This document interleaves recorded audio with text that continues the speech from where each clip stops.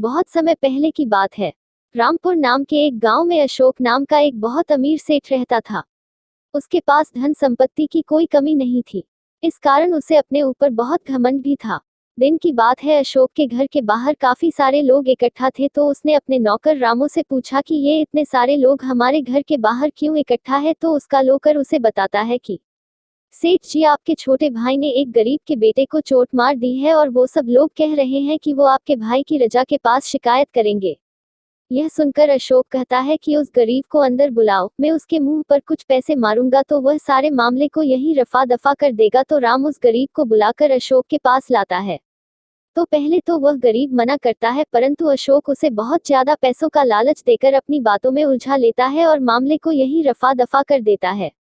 ये सब के बाद अशोक अपने नौकर रामू को कहता है कि देखा, पैसे से व्यक्ति कुछ भी कर सकता है, किसी को भी खरीद सकता है। पैसे से सब संभव है। तभी उसकी पत्नी वहां आती है और कहती है कि उसकी छोटी बहन की शादी है, तो आप शहर जाकर कपड़े, मिठाई, गहने वगैरह ले आओ। अशोक रामू को लेकर शहर की तरफ चल देता है। रास्ते में उन्हें एक साधु मिलता है, तो रामू तो उस साधु को झुककर प्रणाम करता है, परंतु अशोक अपने पैसे के घमंड के कारण ऐसे ही खड़ा रहता है। वह उस साधु को भी अपने पैसे के घमंड के कारण कहता है कि मैं इस गांव का सबसे अमीर व्यक्ति हूं, और वह कहता है कि ऐसी कोई चीज नहीं है जिसे मैं ना खरीद सकूं। तो साधु अशोक को समझाता हुआ कहता है कि पुत्र, इस धन का इतना घमंड ठीक नहीं है।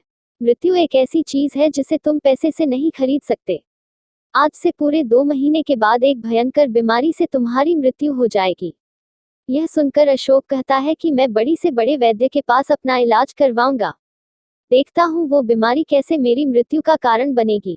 मैं अपने धन के बल पर उसे भी रोक कर दिखाऊंगा। यह कहकर वह घर वापस जाता है। परंतु पूरे 2 महीने बाद अशोक को एक बहुत भयंकर बीमारी हो जाती है।